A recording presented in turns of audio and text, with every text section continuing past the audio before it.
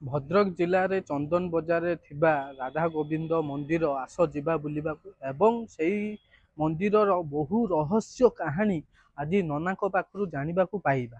ଆସ ଯିବା। ଆମର ଏଠି ପଣ୍ଡିତ ରହିଛନ୍ତି ଶ୍ରୀ ଓମ୍ ପ୍ରକାଶ ଯୋଶୀ। ରାଜସ୍ଥାନ ଲୋକ, ଏଠି 38-40 ବର୍ଷ ହେଲାଣି ରହିଲେଣି। ସେ ତାଙ୍କ ବାପା ବି ଥିଲେ, ତାଙ୍କ ଆଉ ଗୁସ ବାପା ବି ଥିଲେ। ଏଠି ମନ୍ଦିର ଚଳେଇଛନ୍ତି शुरू করে ଠାକୁରଙ୍କର ଇଚ୍ଛା ହେଉଛି ସେ ତାଙ୍କର ଚାଲିଛନ୍ତି। ତାପରେ 2 ବର୍ଷ ହେଲା ଆମର ମାଣିକ ମିଶ୍ର ସଙ୍ଗତ ଘର ଏଇଠି ପାଖରେ 2 କିଲୋମିଟର ଭିତରେ ହେବ। ସେ ରହିଛନ୍ତି, ଟହଲିଆ ରହିଛନ୍ତି, ଠାକୁରଙ୍କର ସେବା କରୁଛନ୍ତି। ଆଉ ନନା ବି ଥିଲେ ଯେ ଆମର ପୂର୍ବରୁ ଥିଲେ। ହଁ, ବୟସ ହେଇଗଲାଣି, ସେ ରିଟାୟାର୍ଡ ହେଲେଣି, କିନ୍ତୁ ଆସୁଛନ୍ତି ଯାଉଛନ୍ତି।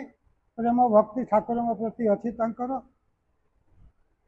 ଆଉ ମନ୍ଦିର ସଂସ୍ଥା ଖୁବ୍ ସୁରୁଖୁରୁରେ ଚାଲିଛି।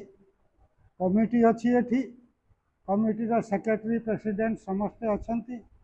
ସେ ତାଙ୍କର ଚଲେଇଛନ୍ତି। ମୁଁ ଗୋଟେ ଭକ୍ତ, ମୁଁ ଖାଲି ଆସୁଛି ଏଠି ଠାକୁରଙ୍କ ଦର୍ଶନ କରି ଯାଉଛି। ମୋତେ ଯାହା କିଛି କହିବାର ଅଛି ଠାକୁରଙ୍କର ସବୁ ଅଛି। ମୁଁ ରିଟାୟାର୍ଡ ଲୋକ, ମୋତେ ଯେତେ ଦେଇଛନ୍ତି ଠାକୁର ବହୁତ ଦେଇଛନ୍ତି। ଭଦ୍ରକ ଗୋଟାକୁ ଏ ଠାକୁର ଚଳଉଛନ୍ତି।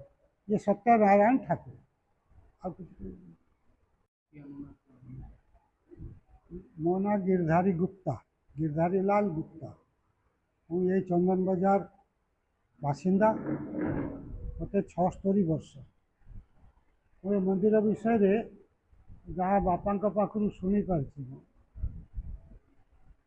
ବୋଧହୁଏ 125 ବର୍ଷ ହେଇଯିବ। ମାରୱାଡ଼ି ସମ୍ପ୍ରଦାୟର 150 ବର୍ଷରୁ କମ୍ ହେବନି ଆମେ ଆସିଲୁ। ତାପରେ ପରେ ସବୁ ଆଜ୍ଞା ହେଇଛି ତାଙ୍କରି ସମ୍ପ୍ରଦାୟର ସେ ସବୁ ପ୍ରପର୍ଟି ସବୁ।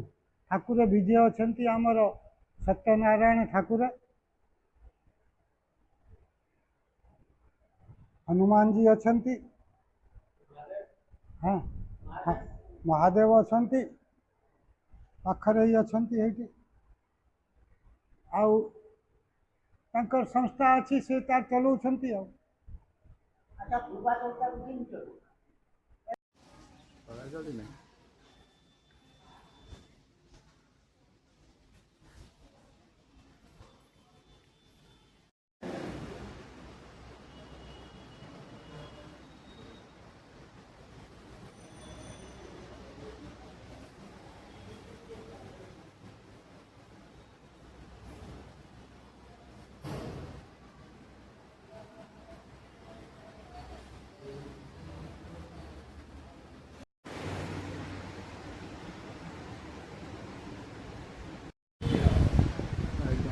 ପଢ଼ା ସହିତ ନନା କରୁଛି।